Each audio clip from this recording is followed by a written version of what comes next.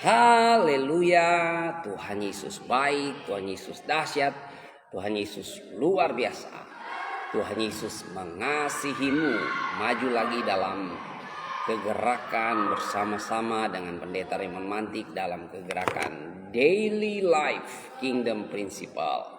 Menghidupi prinsip kerajaan Allah setiap hari dengan cara yang paling sederhana. Kita baca Alkitab kita minimal 1 pasal sampai dengan 3 pasal di rumah kita masing-masing. Kita percaya apa yang Tuhan Yesus ajarkan, bahwa manusia tidak hidup dari roti saja, tapi dari setiap firman yang keluar dari mulut Allah. Bagaimana kita menghidupi firman Tuhan? Mulai dari cara kita baca Alkitab, kita merenunginya, kita mengkajinya, kita meresapinya, dan kita menghidupinya. Dan kita ada kegerakan bersama-sama dengan Pendeta Raymond Mantik. Kita mengkaji Alkitab ya, ayat per ayat, pasal per pasal, kitab per kitab bersama-sama. Bangkit murid-murid Tuhan, bangkit anak-anak Tuhan, orang-orang yang bertekun dalam pengajaran firman Tuhan, orang-orang yang senang bersekutu bersama-sama ya. Shalom shalom buat kita semua. Assalamualaikum buat sahabat-sahabat dari seberang sana ya, sahabat-sahabat muslim yang suka menambah ilmu ya, ilmu perbandingan agama. Apa sih isi Injil? Datang di akun Pendeta Raymond Mantik ya. Tuhan Yesus memberkati kita. Kita akan mengkaji Injil Matius pasal yang ke-8 ya. Saya mengharapkan saudara membaca Alkitab di rumah saudara ya. Jangan jadi orang Kristen yang tidak tahu isi kitabnya. Bahaya saudara ya. Banyak orang Kristen tidak tahu isi kitabnya, makanya dia tidak menghidupi prinsip kerajaan Allah setiap hari. Dia tidak mengalami kuasa firman Allah setiap hari. Nah, pagi hari ini kita akan mengkaji Injil Matius pasal yang ke-8 ya.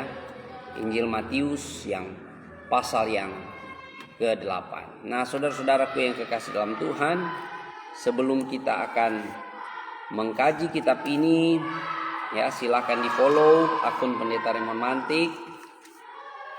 Terima kasih buat kasih jempolnya. Terima kasih juga buat apresiasinya ya. Sebelumnya mari kita bersatu di dalam doa. Bapa Surgawi, kami datang di dalam nama Yesus Kristus. Kami berdoa dalam kajian ini. Kami minta Roh Kudus memberi kami karunia untuk mengerti rahasia kerajaan Allah.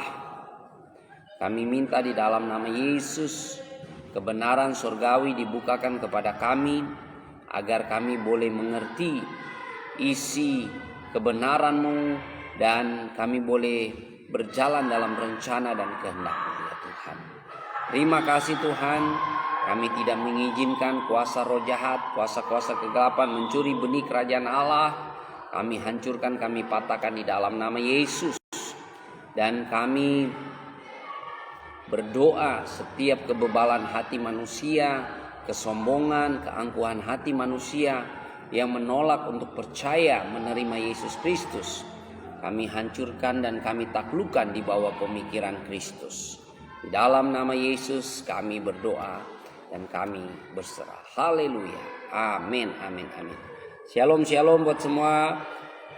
Kita jumpa lagi dalam kegerakan Daily Life Kingdom Principle, menghidupi prinsip kerajaan Allah setiap hari dengan cara yang paling sederhana. Kita baca Alkitab dan kita mengkaji Alkitab ya. Puji Tuhan.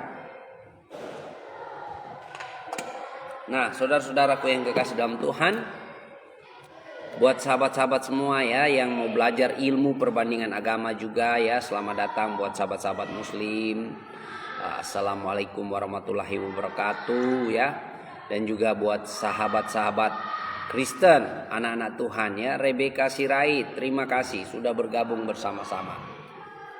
Nah, Pagi hari ini kita akan mengkaji Injil Matius pasal yang ke-8. Ya, mari kita mendengarkannya. Saya akan membaca buat kita semua ya, sebelum kita akan mengkajinya ayat per ayat. Injil Matius pasal 8 mulai ayat yang pertama. Setelah Yesus turun dari bukit, orang banyak berbondong-bondong mengikuti dia.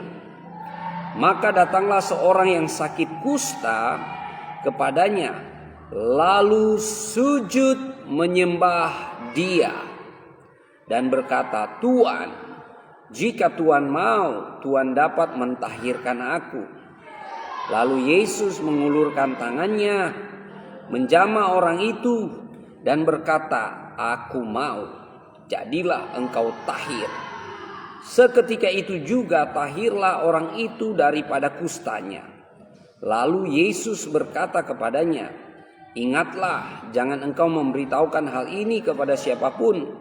Tetapi pergilah, perlihatkanlah dirimu kepada imam dan persembahkanlah persembahan yang diperintahkan Musa sebagai bukti bagi mereka." Ketika Yesus masuk di Kapernaum, datanglah seorang perwira mendapatkan dia dan memohon kepadanya, "Tuan, hambaku terbaring di rumah karena sakit lumpuh dan ia sangat menderita." Yesus berkata kepadanya, "Aku akan datang menyembuhkannya." Tetapi jawab perwira itu kepadanya, "Tuan, aku tidak layak menerima Tuan di dalam rumahku. Katakan saja sepatah kata, maka hambaku itu akan sembuh. Sebab aku sendiri seorang bawahan, dan di bawahku ada pula prajurit. Jika aku berkata kepada salah seorang prajurit itu pergi, maka ia pergi. Dan kepada seorang lagi datang, maka ia datang. Ataupun kepada hambaku kerjakanlah ini, maka ia mengerjakannya." Setelah Yesus mendengar hal itu, heranlah ia dan berkata kepada mereka yang mengikutinya, "Aku berkata kepadamu, sesungguhnya iman sebesar ini tidak pernah aku jumpai pada seorang pun di antara orang Israel. Aku berkata kepadamu, banyak orang akan datang dari timur dan barat dan duduk makan bersama-sama dengan Abraham, Ishak dan Yakub dalam kerajaan surga. Sedangkan anak-anak kerajaan itu akan dicampakkan ke dalam kegelapan yang paling gelap. Di sanalah akan terdapat ratap dan kertak gigi." Lalu Yesus berkata kepada perwira itu, "Pulanglah dan jadilah kepadamu seperti yang engkau percaya." Maka pada saat itu juga sembuhlah hambanya. Setibanya di rumah Petrus, Yesus pun melihat ibu mertua Petrus terbaring karena sakit demam. Maka dipegangnya tangan perempuan itu, lalu lenyaplah demamnya. Ia pun bangunlah dan melayani dia. Menjelang malam dibawalah kepada Yesus orang yang kerasukan setan, dan dengan sepatah kata Yesus mengusir roh-roh itu dan menyembuhkan orang-orang yang menderita sakit. Hal itu terjadi supaya genap firman yang disampaikan oleh Nabi Yesaya, "Dialah yang memikul kelemahan kita dan menanggung penyakit kita." Ketika Yesus melihat orang banyak mengelilinginya, ia menyuruh bertolak ke seberang. Lalu datanglah seorang ahli Taurat dan berkata kepadanya, "Guru, aku akan mengikut engkau kemana saja engkau pergi." Yesus berkata, "Serigala mempunyai liang dan burung mempunyai sarang, tetapi Anak Manusia tidak mempunyai tempat untuk meletakkan kepalanya."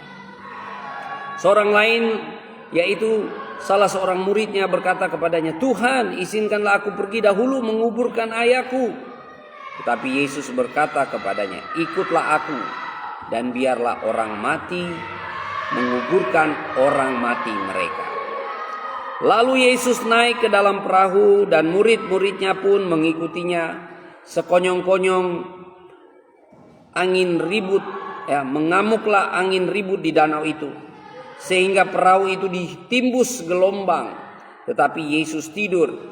Maka datanglah murid-muridnya membangunkan dia. Katanya, "Tuhan, tolonglah, kita binasa." Ia berkata kepada mereka, "Mengapa kamu takut, kamu yang kurang percaya?" Lalu bangunlah Yesus, menghardik angin dan danau itu. Maka danau itu menjadi teduh sekali. Dan heranlah orang-orang itu. Katanya, "Orang apakah dia ini sehingga angin dan danau pun taat kepadanya?" Setibanya di seberang, yaitu di daerah orang Gadara, datanglah dari kuburan 2 orang yang kerasukan setan menemui Yesus. Mereka sangat berbahaya sehingga tidak seorang pun berani melalui jalan itu. Dan mereka itu pun berteriak, katanya, "Apa urusanmu dengan kami, hai anak Allah? Adakah engkau kemari untuk menyiksa kami sebelum waktunya?" Tidak jauh dari mereka itu sejumlah besar babi sedang mencari makan. Maka setan-setan itu meminta kepadanya, katanya, "Jika engkau mengusir kami, suruhlah kami pindah ke dalam kawanan babi itu." Yesus berkata kepada mereka, "Pergilah." Lalu keluarlah mereka dan masuk ke dalam babi-babi itu. Maka terjunlah seluruh kawanan babi itu dari tepi jurang ke dalam danau dan mati di dalam air. Maka larilah penjaga-penjaga babi itu, dan setibanya di kota diceritakannya lah segala sesuatu juga tentang orang yang kerasukan setan itu. Maka keluarlah seluruh kota mendapatkan Yesus, dan setelah mereka berjumpa dengan dia, mereka pun mendesak supaya ia meninggalkan daerah itu. Haleluya, haleluya. Shalom, shalom, ya. Hello my brother Joseph Chung, thank you for joining in my live streaming, sharing the gospel, the kingdom of God. Thank you, God bless you my brother. Ya, juga buat Aris BMG yang ya ini orang ini buta sejarah ya. Dia nggak tahu sejarah, dia cuma tahu mengimani saja. Ya. Jadi Yesus itu punya Injil kerajaan Allah. Ya, ini Aris BFG pikir dunia ini hanya Indonesia. Ya, kamu sekali-sekali keluar keliling dunia sedikit biar kamu tahu situasi dunia ini. Abad 1 orang Kristen sudah berbahasa Arab. Ya, nabimu belum lahir, orang Kristen sudah berbahasa Arab. Ya, jadi jangan kamu pikir Islam cuma ada di Indonesia atau Kristen cuma ada di Indonesia. Itu di Arab sana banyak orang Kristen. Orang Arab pakai bahasa apa? Pakai bahasa Arab, ya. Tidak ada agama yang menciptakan bahasa. Tuhan yang menciptakan bahasa. Ya, kapan agamamu menciptakan bahasa? Oke. Nah, kita lanjut ya. Jadi tema pagi hari ini realitas kerajaan Allah. Jadi pasal 5 sampai pasal 7 kita sudah mengkaji bahwa itu adalah kelompok pengajaran Yesus tentang undang-undang dasar kerajaan Allah ya, tentang kerajaan Allah. Di sini kita melihat Yesus memanifestasikan, Yesus memanifestasikan kuasa kerajaan Allah. Ya, jadi Yesus itu nggak sekedar ngajar teori-teori, saudara ya, tapi dia menjadi teladan, dia memberi teladan, saudara, memberi model. Dan ini dia mendemonstrasikan kuasanya, otoritasnya, ya, sebagai raja di atas segala raja. Jadi ingat, Yesus membawa pemerintahan kerajaan Allah. Di sini kita melihat ada orang kusta yang disembuhkan, ada penyakit dari hamba dari perwira yang dari Kapernaum disembuhkan, roh-roh jahat ya disembuhkan, orang-orang sakit disembuhkan, bahkan alam pun ya, alam tunduk pada suara Yesus. Ya, jadi Yesus itu mengatasi hukum alam, realitas kerajaan Allah. Ya, Yesus mengatasi hukum alam. Dan kita melihat di sini bahkan kerajaan kegelapan, setan-setan sekalipun tunduk kepada Yesus Kristus. Luar biasa ya. Terima kasih Ibu Mikeme ya. Saya juga ya menyambut Grace Mary ya, kalau mau bergabung ya. Oke, silakan bergabung Ibu Grace Mary. Apakah ada kesaksian atau ada ingin yang disampaikan atau pertanyaan diskusi ya? Saya sudah menambahkan Ibu Grace Mary yang minta bergabung. Oke. Apa kabar? Shalom. Shalom Ibu Grace Mary. Apa kabar? Ya, kita lanjut ya. Nanti Ibu Grace Mary mengikuti saja. Jadi yang pertama kita melihat Yesus memanifestasikan, mendemonstrasikan kerajaan Allah. Dia menyembuhkan orang kusta. Ya. Jadi orang kusta ini bagi orang Israel ini orang terkutuk. Ya, orang yang ditolak di masyarakat, saudara-saudara. Ya, jadi kalau orang kusta itu nggak boleh tinggal di dalam karena kusta itu dianggap penyakit terkutuk dan berjangkit. Jadi harus tinggal di luar kota. Nah, Yesus melihat orang kusta ini dan orang kusta ini datang dan kepadanya ya. Yesus, dia berkata, Tuhan, bila engkau mau, tahirkan aku. Ya, dia memohon belas kasihan Yesus. Kalau kita melihat bersama-sama, Yesus itu selalu tergerak oleh belas kasihan. Ya, Yesus itu selalu tergerak oleh belas kasihan dan Yesus berkata, aku mau. Waktu Yesus pegang tangannya, saudara ingat baik-baik, orang kusta itu nggak boleh bersentuhan kulit dengan kulit, berjangkit, saudara. Ya, makanya mereka diisolasikan, mereka ya terpinggirkan di tengah-tengah masyarakat. Ya, mereka dianggap najis secara sosial maupun secara religius, dianggap najis, saudara-saudara. Tapi Yesus menyatakan realitas kerajaan Allah. Yesus menyatakan realitas kerajaan Allah bahwa dia berkuasa. Dia berkuasa, saudara-saudara, atas orang-orang yang terkutuk, yang terisolasi, yang terdiskriminasi secara sosial. Di mana Yesus menyembuhkan orang yang sakit kusta ini, saudara. Artinya Yesus mau memulihkan hubungan sosial di tengah-tengah masyarakat. Ya. Jadi kerajaan Allah datang membawa transformasi. Kerajaan Allah datang membawa ya terobosan, membawa damai. Jadi tidak ada diskriminasi lagi, saudara-saudara. Ya, makanya kita di dalam kerajaan Allah, wanita, laki-laki, siapapun kita, sama di hadapan Tuhan. Tuhan tidak punya anak emas. Ya, semua kita sama di hadapan Tuhan. Saudara-saudaraku yang kekasih dalam Tuhan. Jadi dengan Yesus menyembuhkan orang sakit kusta ini, realitas kerajaan Allah mau menyatakan bahwa tidak ada ya tingkatan-tingkatan sosial. Ya, seperti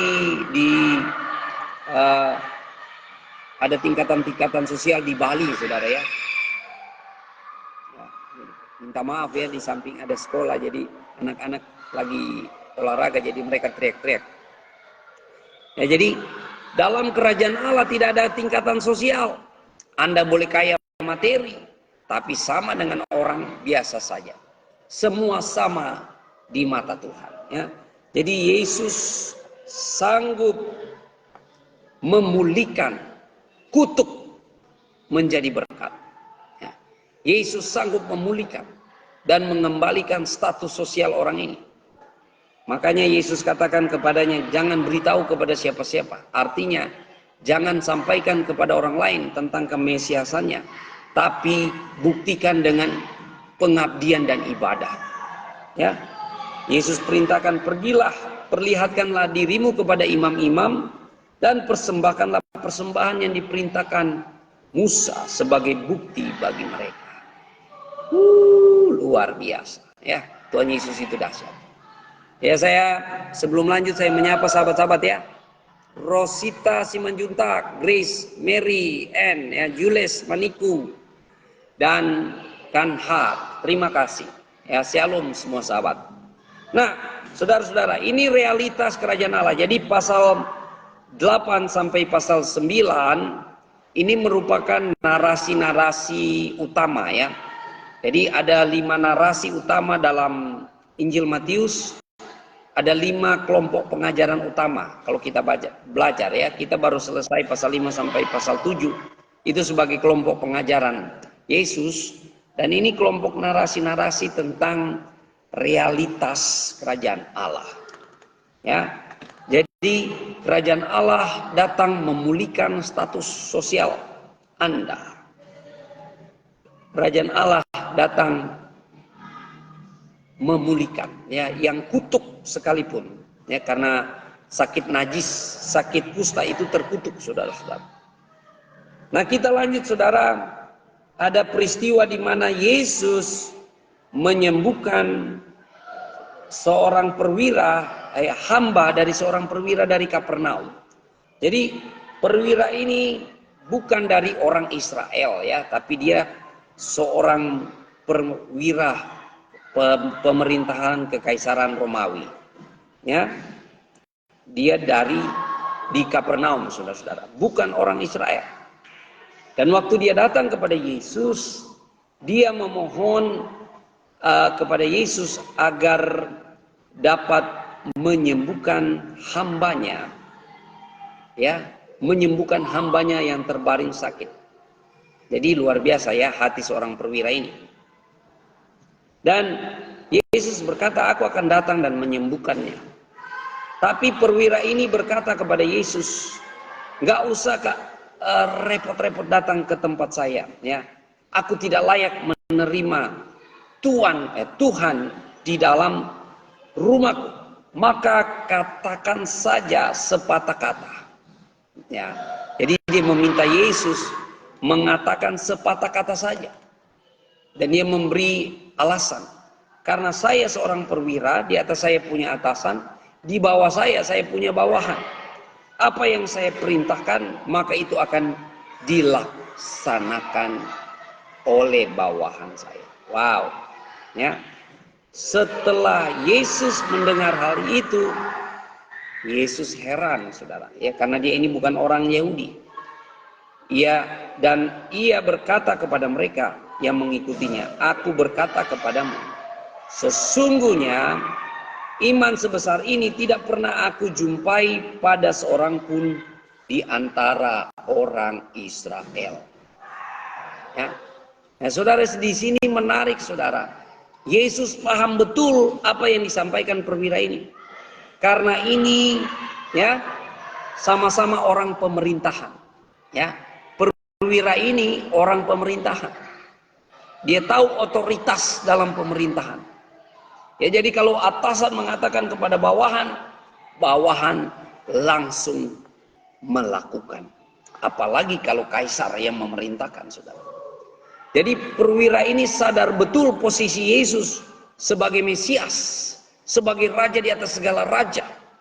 Dan dia mengatakan, cukup katakan sepatah kata saja, maka hambaku akan sembuh.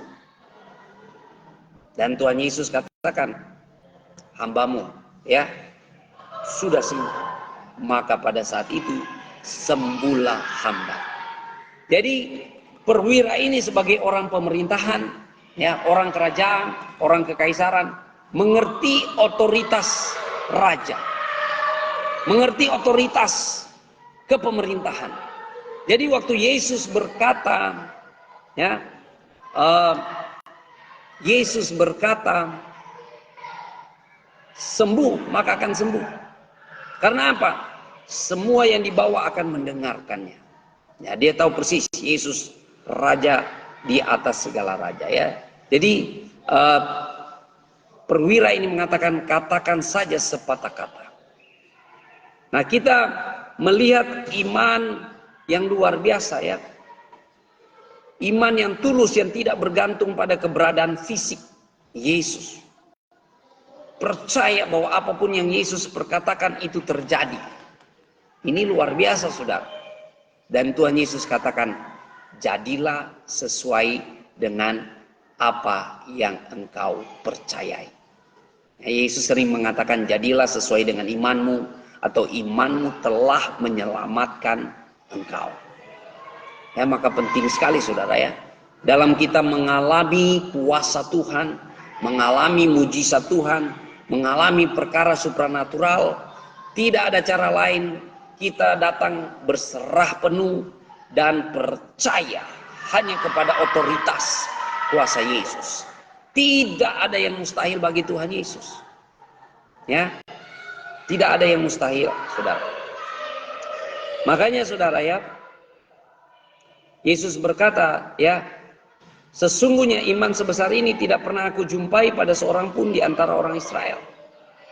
Dan Yesus menubuatkan, aku berkata kepadamu, banyak orang akan datang dari timur dan barat dan duduk makan bersama-sama dengan Abraham, Ishak dan Yakub dalam kerajaan surga, sedangkan anak-anak kerajaan itu akan dicampakkan ke dalam kegelapan yang paling gelap. Di sanalah akan terdapat ratap dan kertak gigi.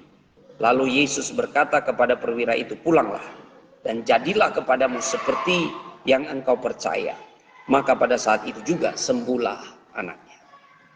Puji Tuhan. Ya, Yules Emaniku, apa maksud biarlah orang mati menguburkan orang mati? Sabar, ya, nanti kita akan menuju ke situ. Nanti kita akan jawab kalau sudah di bagian itu, ya. Jadi di sini Yesus, ya, menyatakan karena orang Israel menolak Yesus, ya. Ya, jadi memang murid-murid Yesus dari Israel, ya. Rasul Paulus juga orang Israel, orang Yahudi. Tapi kebanyakan, ya, menolak Yesus itu orang-orang agamawi, imam-imam, orang Farisi, orang Saduki. Dan Yesus berkata, akan datang dari timur dan barat, duduk bersama-sama makan dalam Abraham, Ishak dan Yakub dalam kerajaan surga. Ya, termasuk saya dan saudara, kita ini dari timur barat datang masuk dalam kerajaan surga. Karena apa? Anak-anak kerajaan itu, ya, umat Allah, orang Israel menolak Yesus. Luar biasa. Ya, dalam kerajaan Allah, iman. Ketika engkau percaya sungguh kepada Yesus, engkau menerima pribadinya, percaya dia firman Allah yang jadi manusia, dia Mesias, anak Allah yang hidup, dia juru selamat, dia Tuhan, dia jalan kebenaran dan hidup, dia, wah, segalanya, ya. Sebutan tentang Yesus itu banyak sekali dalam Alkitab. Yesus itu mah segalanya. Saudara percaya karya salib Yesus, dia sudah menebus kita dari segala dosa kita, dia bangkit dari antara orang mati membenarkan kita, dan saudara percaya pada ajaran-ajarannya, saudara mengimaninya, maka itu akan jadi dalam hidup. Ya, saya kasih contoh praktis. Contoh praktis bagaimana kita memanifestasikan iman kita, ya, sebagai orang-orang percaya. Ya, dalam pergumulan kita setiap hari, kita percaya Yesus penyembuh yang ajaib, sama seperti perwira ini. Yesus penyembuh yang ajaib. Bagi kita orang yang percaya, kalau saudara bergumul dengan sakit penyakit, saudara berkata, ya, Yesus penyembuh yang ajaib. Yesus penyembuh yang ajaib. Ya, Yesus tidak berubah. Dia dokter di atas segala dokter. Maka terjadilah kesembuhan. Ya, perkatakan iman, ya, saya bersuka cita, saya berlimpah di dalam Yesus, ya, saya sembuh di dalam Yesus. Yesus penyembuh yang ajaib. Jadi saudara, iman itu harus diproklaim, ya. Makanya kita menyebutnya pengakuan iman. Jadi iman itu harus dinyatakan lewat mulut, ya. Makanya firman Tuhan berkata, ya, siapa yang mengaku Yesus, ya, dari mulutnya, percaya dari hatinya bahwa Yesus adalah Mesias, anak Allah yang hidup, mati di atas kayu salib, bangkit pada hari yang ketiga, maka orang itu akan diselamatkan. Ya, jadi harus ada pengakuan. Nah, jadi iman kita diwujudkan lewat pengakuan. Makanya setiap hari ya, saya berkata terima kasih Tuhan, di dalam Yesus saya sehat, saya kuat, saya bahagia, saya berlimpah, saya ada dalam perlindungan Tuhan dan pertolongan Tuhan. Amin. Wow, dahsyat ya. Untuk R. Marshall, Yesus tidak mengenal agama Kristen. Ya, karena kamu terindoktrinasi ya, R. Marshall. Kalau saya tanya balik kepada saudara, ya, apakah Muhammad mengenal Al-Qur'anmu? Apakah kamu bisa jawab? Kamu tidak bisa jawab ya, karena Al-Qur'an ditulis lama sesudah Muhammad meninggal. Ya, apakah Muhammad mengenal Al-Qur'an yang ditulis oleh Utsmaniyah? Ya, Khalifah Utsman? Ya, ya barangkali Muhammad tidak tahu. Ya, karena barangkali itu juga hasil konspirasi politik. Jadi pertanyaan Armasal ini bisa ditanya balik kepada saudara ya. Oke, jadi ini realitas kerajaan Allah. Yesus berkuasa atas diskriminasi sosial. Yesus berkuasa, ya, Yesus memulihkan orang yang terkutuk ya karena dia sakit kusta, dan otoritas kerajaan Allah. Yesus sanggup menyembuhkan sakit penyakit, bahkan hanya mengatakan sepatah kata pun. Ya, jadi kalau kita mau mengalami mujizat Tuhan, ya, kita mau mengalami perkara-perkara supranatural, tidak ada cara lain selain taat, ya, selain iman. Ya, jadi iman itu begini saudara. Kalau bahasa Inggrisnya bilang faith, faith. Jadi iman itu seperti koin. Dari faith, iman, di sampingnya ada faithfulness, kesetiaan, ya. Kesetiaan, ketaatan dan sebagainya. Ya, tidak ada mujizat tanpa ketaatan. Tanpa saudara yakin penuh ya. Kadang-kadang itu melewati proses, saudara. Kadang-kadang dia berupa instan, saudara, terjadi. Ya, saya pernah mengalami, saudara ya, sakit penyakit waktu saya sakit malaria. 3 bulan lebih saya sudah sakit malaria, tak berdaya ya. Masuk keluar rumah sakit dan belum sembuh-sembuh, saudara. Tapi waktu didoakan, amin, langsung sembuh. Ya, jadi saya pernah mengalami pergumulan di mana ya waktu saya di Papua, di pedalaman Papua, saudara, mengalami sakit malaria. Ya. Jadi orang-orang yang ke Papua itu pasti dapat jatah malaria tropika. Itu hadiah orang yang berkunjung ke Papua, saudara. Ya, kebanyakan pulang nama, saudara. Tapi kita bersyukur Tuhan Yesus masih beri kesempatan. Makanya saya boleh memberitakan firman Tuhan pagi hari ini. Amin. Ya, saya menyapa hambanya Cip Suripto. Ini sahabat saya yang luar biasa. Semangat, semangat, semangat. Nah, saudara-saudaraku yang kekasih dalam Tuhan. Jadi Yesus menyembuhkan orang yang sakit kusta, ya. Hamba dari perwira dari Kapernaum ini, saudara ya, menunjukkan bahwa realitas kerajaan Allah, otoritas Yesus Kristus terhadap ya orang-orang yang terkutuk, orang-orang yang didiskriminasi secara sosial, bahkan secara religius. Bahkan Yesus punya otoritas menyembuhkan sakit penyakit ya. Ini kita melihat di ayat selanjutnya, di ayat 14 sampai 17, bahwa Yesus menyembuhkan berbagai macam penyakit itu sebagai penggenapan nubuatan-nubuatan kitab nabi-nabi. Ya, yaitu ya di ayat 17 dikatakan, dialah yang memikul kelemahan kita dan menanggung penyakit kita. Jadi Yesus menggenapi nubuatan ini. Dan kita melihat, saudara, waktu Yesus ke rumahnya Petrus, ibu mertua Petrus sedang sakit demam. Ya, zaman itu sakit demam termasuk sakit berbahaya, saudara ya.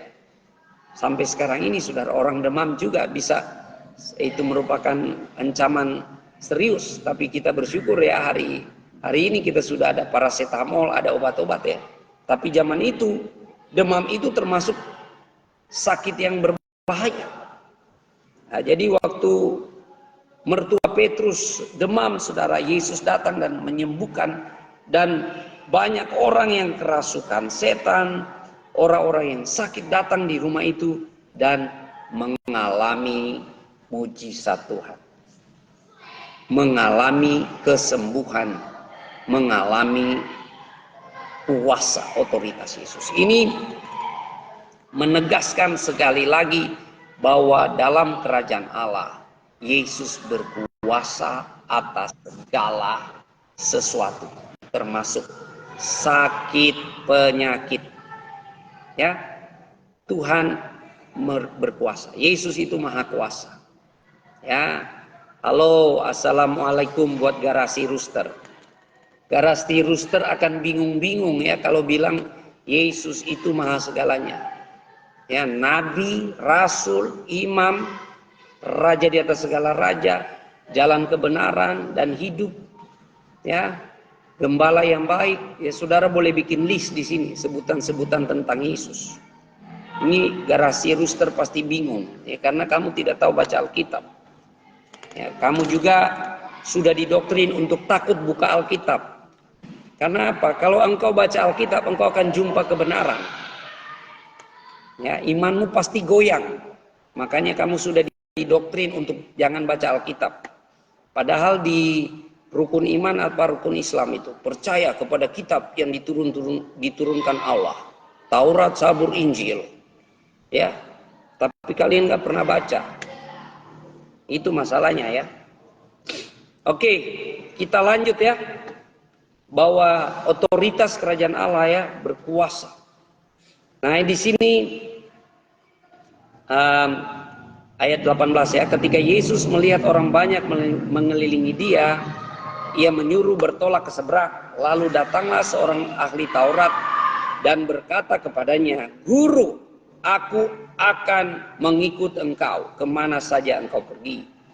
Yesus berkata kepadanya, "Serigala mempunyai liang dan burung mempunyai sarang, tetapi anak manusia tidak mempunyai tempat untuk meletakkan kepalanya."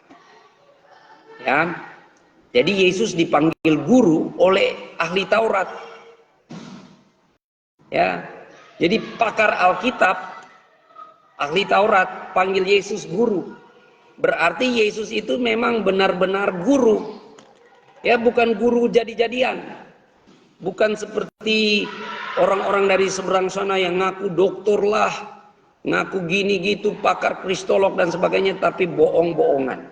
Ya, mereka pakai ilmu takiyah, berbohong demi agama.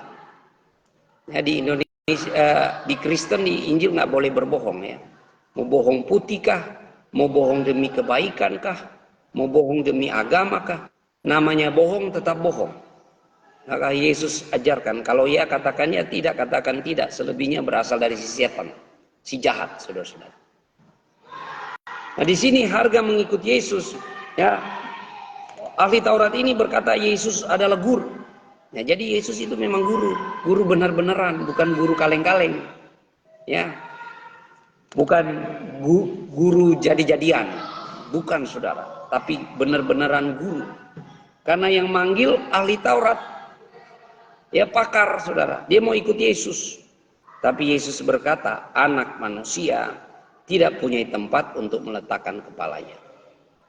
Nah, ini saudara, saya kasih tahu saudara ya, bahwa Yesus punya sebutan favorit untuk dirinya, yaitu anak manusia. Sementara orang memanggil dia anak Allah. Ya. Jadi istilah anak manusia ini istilah teknis dalam Alkitab. Istilah Mesias. Ini bukan seperti di otak saudara ya, seperti di otak Garasi Rooster ini. Kalau Yesus bilang anak manusia, tuh Yesus ngaku manusia. Memang Yesus itu sepenuhnya ilahi, sepenuhnya insani. Tapi istilah anak manusia adalah istilah mesianik, menunjuk kepada keilahian Yesus. Karena ini penggenapan nubuatan Nabi Daniel ya. Kalau saudara lihat dalam kitab Daniel pasal 7, dalam penglihatan Daniel ya, Daniel melihat seorang anak manusia ya, di mana kerajaannya akan selama-lamanya. Saudara boleh baca di kitab Daniel. Yaitu nubuatan mesianik. Jadi Yesus menyebut dirinya anak manusia sebagai pengakuannya bahwa dia Mesias. Ya, Yesus tidak pernah menolak disebut Mesias. Ya, luar biasa ya. Yesus mengampuni dosa, disembah, tidak pernah menolak. Ya, kalau dia merasa dia hanya orang biasa, seperti Rasul Paulus dan Barnabas dianggap dewa. Rasul Paulus waktu pelayanan di perjalanan misi pertama ya, wah dianggap dewa saudara. Orang-orang mau datang sembah, bahkan mereka mau bawa kurban saudara. Tapi Paulus dan Barnabas menolak. Kami bukan dewa, kami hanya rasul. Ya, beda dengan Yesus. Oke. Nah, Yesus berkata anak manusia tidak punya tempat untuk meletakkan kepalanya. Artinya untuk mengikut Yesus benar-benar harus meninggalkan kenyamanan yang lama. Ya, sementara sebagai ahli Taurat, sebagai Farisi, sebagai Saduki, mereka sudah punya kenyamanan dalam denominasi mereka. Mereka sudah punya jaminan ekonomi segala macam. Tapi Yesus berkata ya, karena waktu itu Yesus berjalan keliling kemana-mana, nggak ada tempat saudara yang tetap saudara, keliling terus saudara. Maka Yesus berkata kepada orang ahli Taurat ini, ya, kalau kamu mau ikut aku, anak manusia tidak punya tempat meletakkan kepalanya. Artinya harus siap betul-betul pikul salib. Nah, ini dibandingkan dengan seorang murid lain yang seorang murid yang berkata kepadanya, Tuhan izinkanlah aku pergi dahulu menguburkan ayahku. Tetapi Yesus berkata kepadanya, ikutlah aku dan biarkanlah orang mati menguburkan orang mati mereka. Nah, ini terus terang ya Pak Yules Maniko, ini salah satu statement Yesus yang paling sulit untuk ditafsirkan saudara, untuk dipahami. Tapi kita boleh memahaminya begini saudara. Bukan Yesus tidak menghargai kita, menghormati orang tua kita, bukan saudara. Tapi Yesus menuntut prioritas utama ketika kita mengikut Yesus. Ya, Yesus nggak mau orang mendua hati, orang setengah-setengah. Karena kalau mengikut Yesus itu jalannya sempit, butuh disiplin, butuh penundukan diri, butuh pikul salib. Makanya Yesus katakan biarlah orang mati menguburkan orang mati mereka. Ya, terus terang ini tidak mudah untuk dipahami, tapi artinya Yesus menuntut murid-muridnya. Ya, jadi saudara boleh lihat, ini kepada muridnya Yesus bilang ikut. Kepada orang ahli Taurat yang mau ikut, Yesus bilang anak manusia tidak punya tempat untuk meletakkan kepalanya. Kenapa? Yesus tahu ahli Taurat sudah terlalu nyaman dengan denominasi mereka. Ya, sudah terlalu nyaman dengan segala fasilitas yang ada. Jadi kalau mau ikut Yesus, saudara-saudara, betul-betul kita rela pikul salib, rela mengabdi.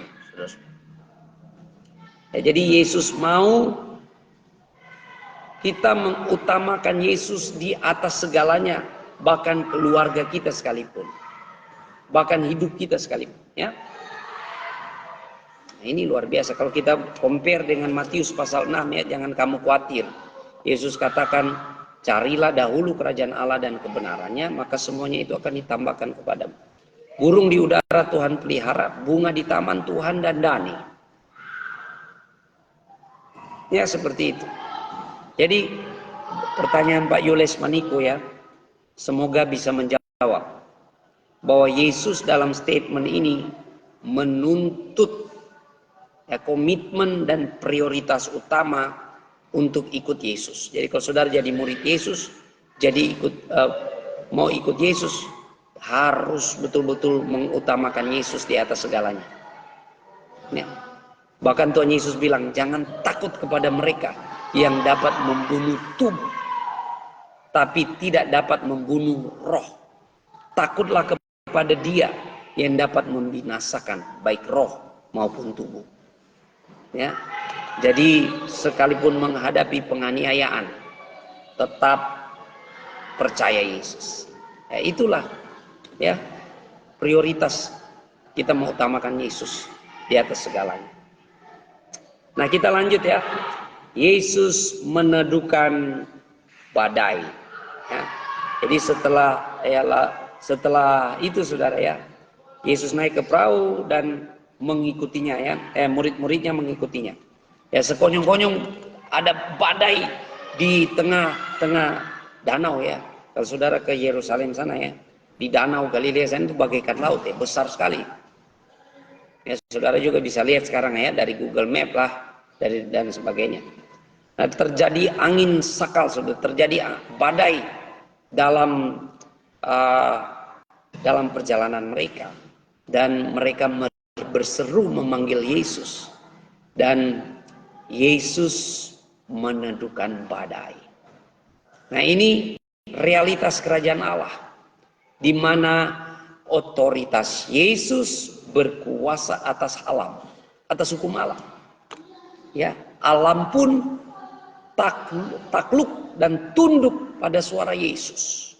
Makanya murid-murid Tuhan heran dan berkata, ya, orang apakah dia ini sehingga angin dan danau pun taat kepadanya. Ya.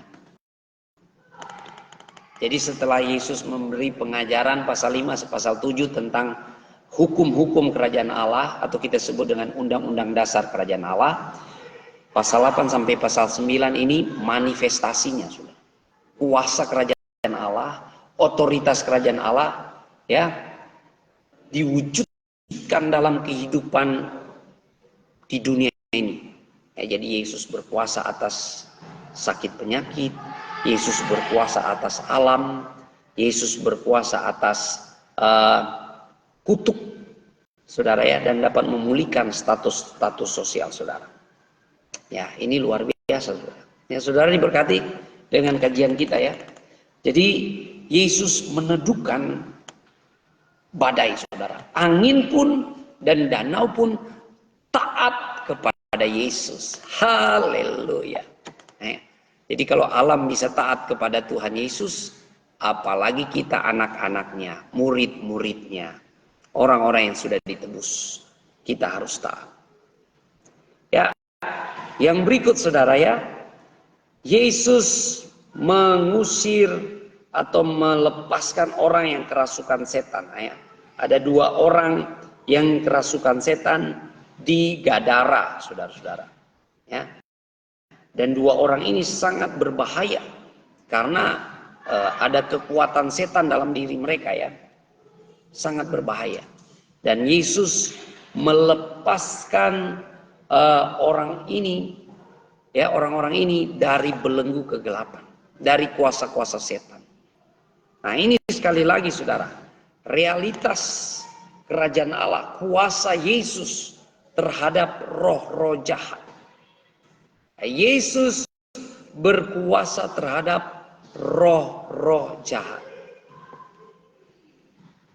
Ya, Ruslan Dharma Putra, Yesus berkata, sembahlah Allah Tuhanmu dan hanya kepada Dia sajalah kamu harus beribadah.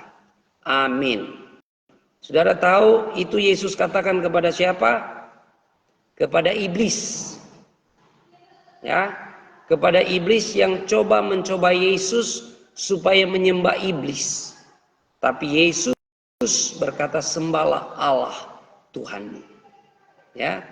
Jadi bukan berarti Yesus menolak untuk disembah. Justru di sini kepada iblis Yesus menyatakan keilahiannya, bahwa iblis harus menyembah kepada Yesus. Nah, saudara, kita lihat ini bertepatan di sini ya. Waktu Yesus mengusir 2 orang kerasukan setan ya. Di ayat 29 dikatakan di sini. Ya. Dan mereka itu pun berteriak katanya, apa urusanmu dengan kami? Ini roh-roh jahat yang masuk dalam dua orang ini ya. Hai anak Allah. Ya, jadi iblis-iblis tahu Yesus anak Allah. Ya, artinya dia Mesias, saudara ya. Adakah engkau kemari untuk menyiksa kami sebelum waktunya? Jadi juga iblis tahu ada waktu penghakiman terakhir. Ya. Jadi Yesus tidak melanggar hukum ya. Yesus itu ya dan amin, dia setia. Tidak melanggar firman-Nya. Ya.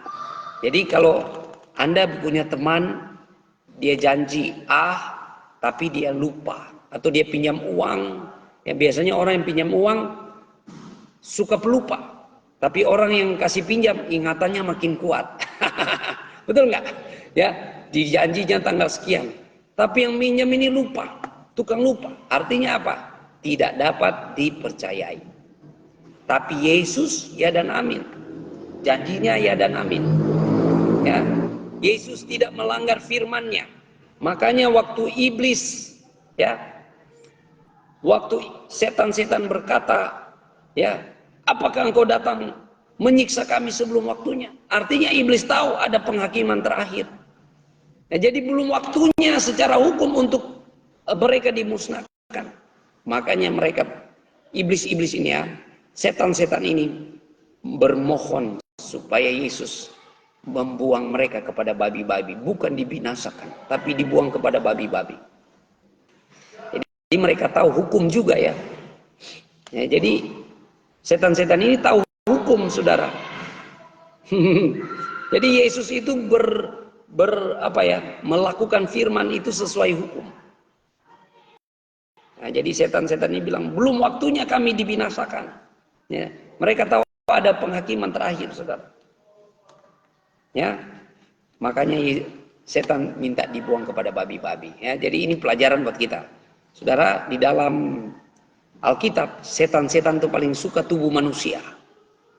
Ya, setan-setan itu nggak ada di pohon-pohon, di batu-batu, di gunung-gunung. Ngapain dia di pohon-pohon, di batu-batu, di gunung-gunung? Nggak bisa bikin apa-apa.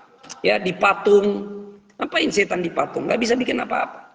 Tapi coba kalau setan ada dalam diri manusia, waduh, dia bisa merancang kejahatan, membunuh orang, berdusta, menipu, wah segala macam kejahatan dia boleh bikin. Ya. Dan paling kepepet itu setan dalam tubuh binatang, sudah. Ya, paling kepepet setan ada dalam tubuh binatang. Kalau di perjanjian baru di babi-babi ya, kalau di perjanjian lama di tubuh ular. Oke ya, Tuhan berkuasa mengusir setan. Ya. Jadi Rusman, bukankah Tuhan Yesus pernah jadi mayat? Iya, Yesus mati berkorban menebus dosa kita, tapi Tuhan tidak pernah mati. Kenapa? Karena yang mati di atas kayu salib itu kemanusiaan Yesus, bukan ketuhanan. Saya kasih contoh, nggak usah jauh-jauh. Manusia yang mati apanya? Ya, kalau manusia mati tubuhnya, ya, terpisah roh dari tubuh. Jadi definisi mati, kamu punya definisi mati apa? Ya, kalau manusia itu ya mati, rohnya terpisah dari tubuh. Tubuhnya mati, kembali jadi tanah, tapi rohnya kembali ke sumber roh. Jadi kalau kita orang Kristen, orang yang sudah dimeteraikan, nama kita sudah tertulis di kitab kehidupan, roh kita akan ke Firdaus, akan ke Paradise, akan ya ke Firdaus, menanti Tuhan datang untuk membangkitkan. Ya, jadi roh kita ada di Firdaus. Ya, roh tidak pernah mati, roh manusia pun tidak pernah mati. Ya, roh itu akan mati ketika di neraka. Dia mengalami keterpisahan dari hadirat Allah. Ya, Rusman. Jadi kalau manusia aja waktu mati, rohnya nggak pernah mati, ngapain kamu permasalahkan Tuhan? Yang mati itu tubuhnya Yesus, kemanusiaan Yesus, bukan rohnya Yesus. Ya, Rusman, biar kamu pinter dikit. Ya, terima kasih Ibu Mikeme yang sudah menabur bintang. Tuhan Yesus balas berkat. Ya, jadi Kita harus paham di sini ya. Nah, juga buat Rusman, ya sudah dirubah ya tadi Markus. Lukas 24. Kamu baca deh Lukas seterusnya pasal 24 itu. Ya, biar kamu tahu siapa Yesus. Ya. Jadi Yesus dibangkitkan, yes. Ya karena Bapa di surga membangkitkan dia. Tapi Yesus juga berkuasa bangkit sendiri karena dia firman Allah. Itu kebenaran dalam Alkitab. Makanya kamu kalau baca Alkitab, baca satu kitab, bukan potong-potong ayat. Ya di Alkitab itu tidak ada pengajaran seperti pengajaran kalian. Ya, Madania, Makia, bukan. Turun 5 ayat, turun 3 ayat. Nggak ada di Alkitab. Ya, Alkitab itu diilhamkan kepada murid-murid Yesus dan menulisnya. Seperti itu. Ya, jadi kita melihat di sini di pasal 8 ini saudara-saudara realitas kerajaan Allah. Ya, jadi Yesus membawa pemerintahan kerajaan Allah dan otoritas Yesus Kristus dapat menyembuhkan sakit penyakit, berkuasa atas alam, dapat mengusir setan, dapat menghancurkan belenggu kegelapan, segala sakit penyakit disembuhkan. Ya, jadi Yesus punya otoritas pemerintahan, ya sama seperti perwira di Kapernaum ini. Orang pemerintahan mengerti hubungan pemerintahan. Ya, jadi Yesus cukup berkata satu kata saja. Ya. Yesus cukup berkata satu kata saja, sembuh penyakit. Rusman, Yesus bangkit dari antara orang mati. Kubur Yesus kosong. Kalau kamu ke Yerusalem sekarang ini, kubur Yesus kosong.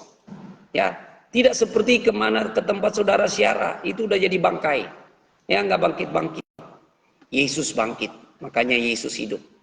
Ya, saudara boleh tantang kalau Yesus, katakan Yesus kalau engkau Allah yang benar, nyatakan dirimu padaku.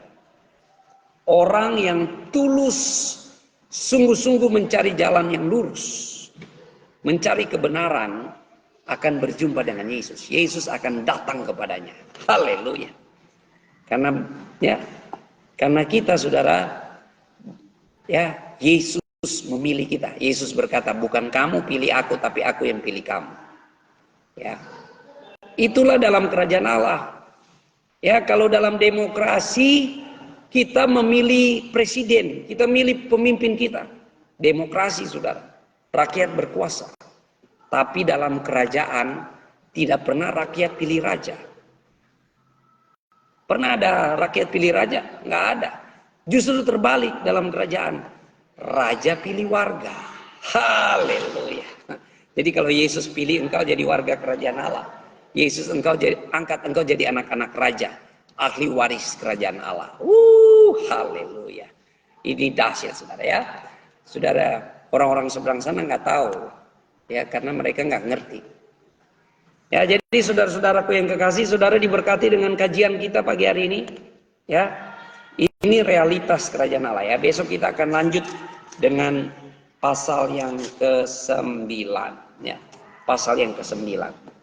Nah, saudara-saudara, sebagai aplikasi praktis penerapan dalam kehidupan kita sehari-hari, kajian kita pagi hari ini ya. Dalam kerajaan Allah untuk kita mengalami kuasa Tuhan, mujizat Tuhan, perkara supranatural, kita harus datang dengan iman yang teguh. Ya, iman yang teguh.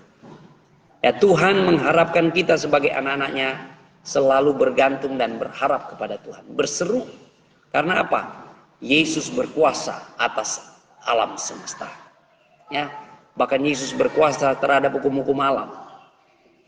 Jadi Tuhan mau kita bergantung penuh kepada Tuhan. Saya selalu percaya, kalau hidup kekal Tuhan sudah jamin, apalagi hidup kita hari ini. Hidup kita hari-hari. Ya. Yang berikut saudara, Yesus memberi kita kuasa untuk menghadapi kuasa-kuasa setan, kuasa-kuasa kegelapan. Makanya setiap anak Tuhan punya otoritas mengusir setan, mengalahkan kerajaan kegelapan. Dan yang keempat, saudara, Tuhan mau kita mengikut Yesus dengan penuh komitmen, ya, dengan mengutamakan Yesus di atas segalanya. Wow, puji Tuhan. Tuhan Yesus dahsyat, Tuhan Yesus luar biasa, ya. Ini marilah kita memuaskan birahi ini, ya, nggak jelas orangnya nih. Ya, ini kayak menantikan surga 72 bidadari. Ya, jadi orangnya nggak jelas, surganya juga nggak jelas.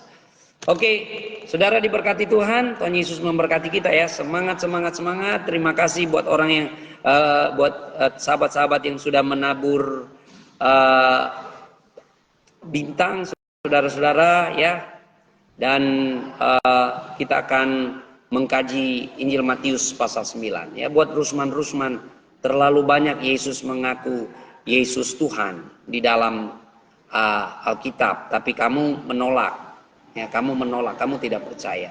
Sedangkan Yohanes 13 ayat 13 ya, Yesus mengaku dia guru dan Tuhan, kalian juga menolak. Semua isi Alkitab kalian tolak.